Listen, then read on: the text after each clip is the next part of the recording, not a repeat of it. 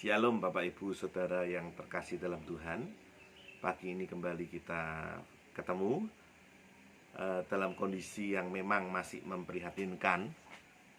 Tahun baru ini, tahun 2021, pandemik belum berakhir, tapi puji Tuhan vaksin sudah mulai diedarkan dan kemarin Bapak Jokowi sudah vaksin yang pertama. Kita bersyukur dan berdoa supaya vaksin ini segera sampai ke seluruh Indonesia dan kembali normal seperti biasa.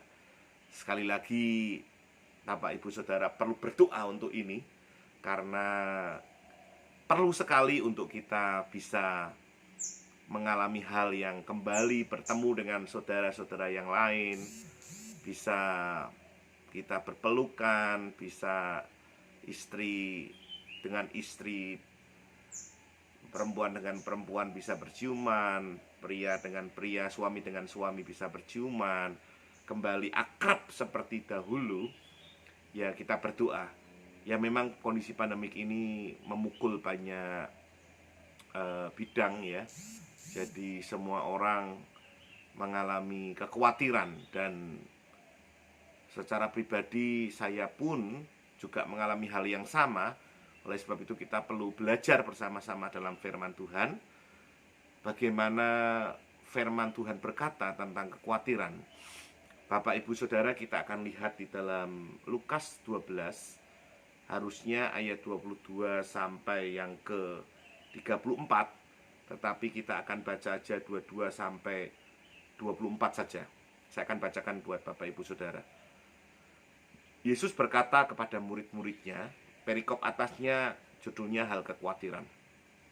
Karena itu aku berkata kepadamu, janganlah khawatir akan hidupmu, akan apa yang hendak kamu makan, dan janganlah khawatir akan tubuhmu, akan apa yang hendak kamu pakai. Sebab hidup itu lebih penting daripada makanan, dan tubuh itu lebih penting daripada pakaian. Perhatikanlah burung-burung gagak yang tidak menabur dan tidak menuai, dan tidak mempunyai gudang atau lumbung, namun demikian diberi makan oleh Allah. Betapa jauhnya kamu melebihi burung-burung itu. Bapak Ibu Saudara, Tuhan katakan bahwa burung tidak mempunyai tempat. Dia tidak menabur, dia tidak menuai, dan tidak mempunyai gudang atau lumbung. Tapi Tuhan pelihara. Tuhan memberikan gambaran bahwa dia sanggup memelihara hidup kita, Bapak Ibu yang terkasih dalam Tuhan.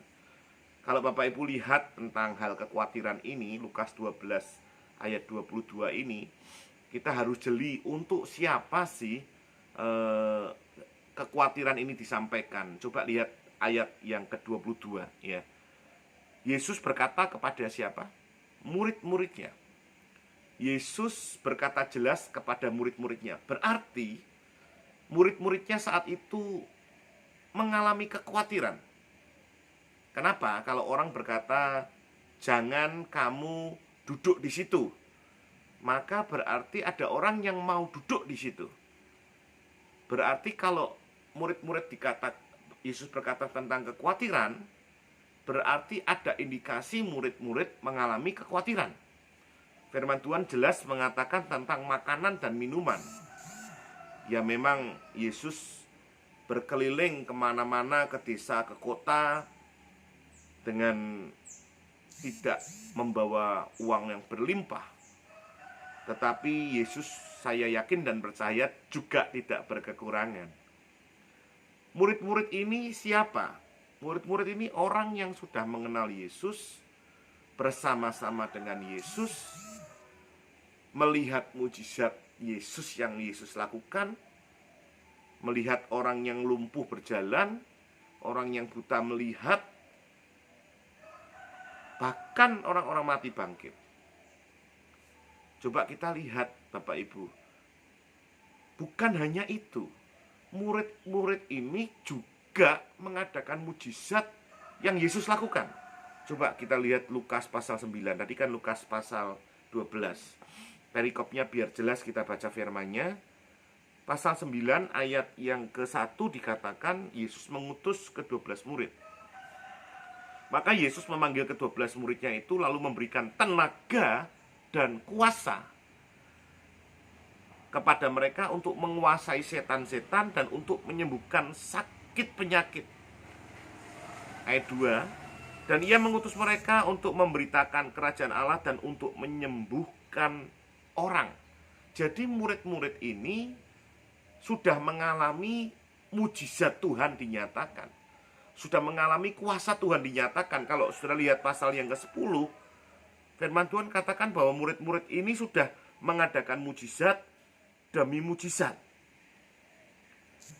Bapak Ibu yang terkasih dalam Tuhan, saudara yang terkasih dalam Tuhan, murid-murid yang bersama-sama dengan Yesus mengalami kekhawatiran.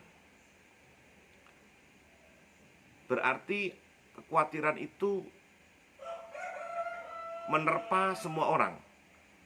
Bukan hanya orang yang miskin, bukan hanya orang sederhana.